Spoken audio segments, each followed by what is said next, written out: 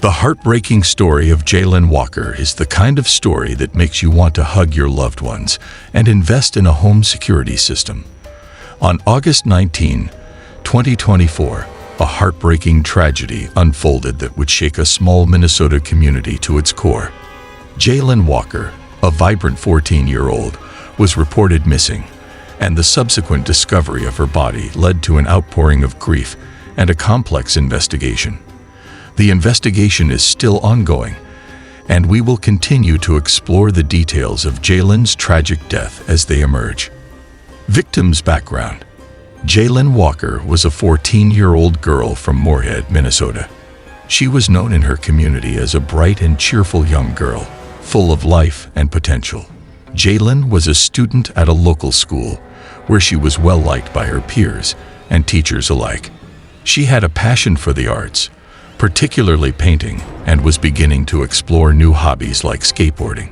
Her family described her as compassionate, with a big heart and an infectious smile that could light up a room.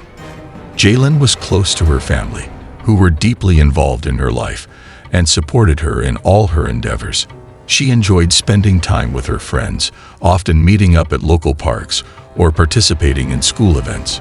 Jaelyn's future was filled with promise, and she had dreams of continuing her education and pursuing her artistic talents.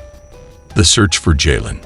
On Monday, August 19, 2024, Jaelyn Walker, a vibrant 14-year-old from Moorhead, began her day like any other. Excited about the summer, she attended her local high school, where she was known for her enthusiasm in art classes and her budding interest in skateboarding. After school, Jaylen planned to meet her friends at Gooseberry Park, a favorite spot for local youth to hang out and enjoy the warm Minnesota weather. Jaylen had been in regular contact with her friends throughout the day, sharing updates and plans via Snapchat. Her social media activity provided a digital trail that would later become crucial in the search for her. As the evening progressed, Jaylen did not return home at the expected time. By 8 p.m., Melissa grew concerned when Jaylen failed to respond to her calls and messages, initially attributing it to Jaylen possibly being engrossed in her activities or with friends. Melissa decided to wait a little longer. However, as the minutes turned into hours, Melissa's worry intensified. She reached out to Jaylen's friends and their parents, discovering that no one had seen or heard from her since the afternoon. The realization that Jaylen might be missing set in, prompting Melissa to take immediate action. After midnight on August 20, Melissa contacted the authorities, informing them that her daughter hadn't returned home and providing details about where Jaylen might be. She shared Jaylen's last known location, her routine, and her digital footprint from Snapchat. The police assured Melissa that they would promptly initiate a search and investigation. Upon receiving the missing person report, the Moorhead Police Department launched an intensive search operation. They coordinated with local law enforcement agencies, search and rescue teams, and community volunteers. Jaylen's Snapchat location indicated she was near a biking trail not far from the Minnesota border.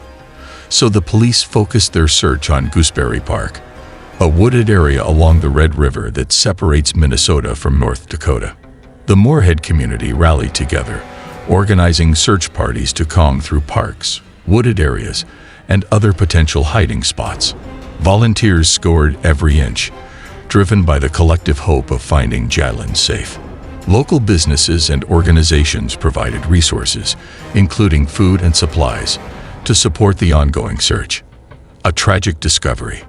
Tragically, the search efforts took a devastating turn early on August 20. A search team discovered Jaylen's body in a secluded area of Gooseberry Park. The area was densely wooded along the Red River, making it a challenging location for both Jaylen and the searchers. In the river, they found 14-year-old Jaylen, who had been stabbed to death. According to court documents, a knife was found at the location, and blood was also discovered. The victim had substantial sharp force injuries to her back, torso, and neck. Investigators later revealed that Jaylen had been stabbed approximately 13 times, allegedly by someone very close to her. The discovery sent shockwaves through the Moorhead community. Friends, family, and neighbors were engulfed in grief, grappling with the loss of such a young and promising life. Vigils and memorials were swiftly organized, providing a space for collective mourning and remembrance. Crime scene investigation. Law enforcement quickly secured the area and initiated a thorough investigation. Forensic teams arrived to collect evidence and documented the scene meticulously. It was evident that Jaylen had sustained severe injuries, including multiple stab wounds. A knife, later identified as the murder weapon, was found near the body, along with traces of blood.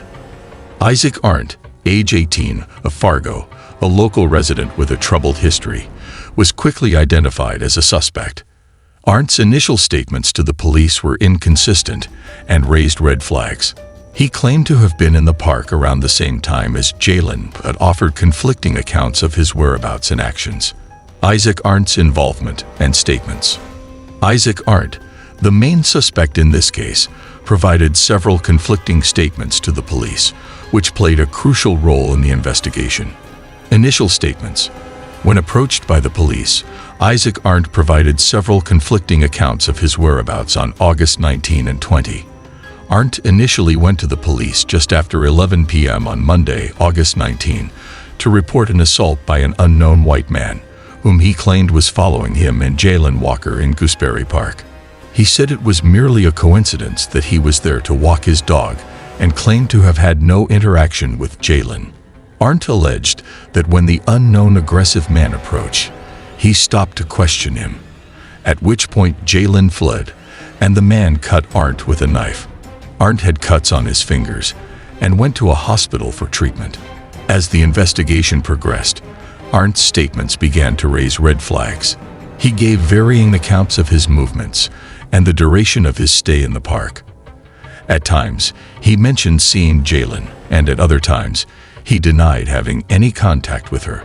Following the discovery of Jaylen's body in Gooseberry Park, Arndt's statements to the police became increasingly inconsistent. He admitted to being in the park on the night of the incident, but claimed he left before Jaylen arrived. He also mentioned a brief encounter with her but provided no clear details. Arndt initially claimed that he had found Jaylen's body, but then retracted this statement, suggesting that he had been in the vicinity but not directly involved. His vague descriptions of the crime scene contradicted the evidence found at the site. As the investigation deepened, Arndt's stories became increasingly contradictory. At times, he admitted to seeing Jaylen but provided no substantial details about their interaction. His inability to maintain a consistent narrative suggested a deeper involvement in the incident. Confession and arrest. Under persistent questioning and faced with mounting evidence, including forensic findings and witness testimonies, Arndt eventually admitted that he and Jaylen had been in a romantic relationship that had recently ended. On the day of the incident, the two agreed to meet at Gooseberry Park around 7:30 p.m. during their meeting, when Jaylen asked about Arndt's new girlfriend, and he refused to reveal her identity. Jaylen became upset and started hitting and kicking him. Arndt then pulled out a knife and stabbed Jaylen approximately 13 times. He confessed to slashing at her and dragging her body to the river before fleeing the scene on a motorized scooter. Arndt returned to his Fargo apartment to clean up. During a search of his residence, police found blood-stained socks, a towel hidden in a kitchen cupboard, and stained toilet paper in the bathroom. Security footage from a nearby home showed Arndt leaving the wooded area where Jaylen's body was found, first on foot and later on a motorized scooter, appearing to discard items in the area where Jaylen's phone was later found. His confession was pivotal in bringing closure to the case, albeit belatedly, for Jaylen's family and the community. Legal proceedings and ongoing investigation. Isaac Arndt was formally charged with second-degree murder, reflecting the intentional yet unpremeditated nature of the crime. Since Arndt was a resident of a different state, the case required careful coordination between jurisdictions to ensure a fair legal process. Arndt was extradited to Minnesota to stand trial. The legal complexities of a cross-state case added layers to the proceedings, necessitating collaboration between law enforcement agencies and legal teams from both states. As of August 30, 2024, The legal teams were preparing for the upcoming trial. Prosecutors aimed to present a compelling case based on Arndt's confession, forensic evidence, and witness testimonies. Defense attorneys, on the other hand, sought to challenge the prosecution's narrative, potentially exploring avenues for mitigating circumstances or plea deals. Community reaction and support. The Moorhead community united in grief following Jaylen's death. Friends and family found solace in each other, sharing memories and supporting one another through their collective loss. Memorial services and vigils were held, honoring Jaylen's life and legacy. In the aftermath of Jaylen's death, local leaders and community organizations spearheaded initiatives aimed at enhancing youth safety. Discussions centered around improving security in public spaces, increasing mental health support for troubled youth, and fostering a more vigilant and supportive community environment.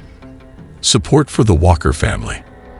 Melissa Walker, Jaylen's mother, received an outpouring of support from the community.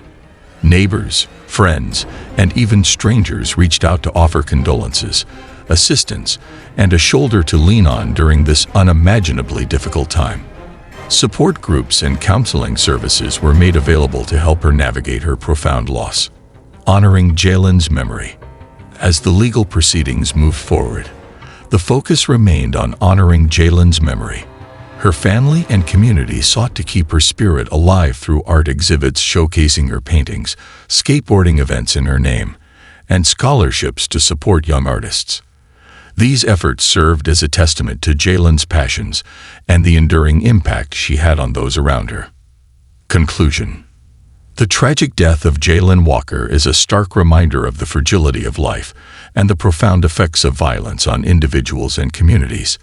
The detailed account of August 19 and 20, 2024 sheds light on the series of events that led to this heart-wrenching loss. As the investigation and legal proceedings continue, the Moorhead community remains united in seeking justice for Jaylen and strives to create a safer environment for all its members. Jaylen's story has ignited important conversations about youth safety, community support, and the need for comprehensive approaches to prevent such tragedies. Her legacy will continue to inspire and drive efforts toward a more compassionate and vigilant society, ensuring that her untimely death serves as a catalyst for meaningful change.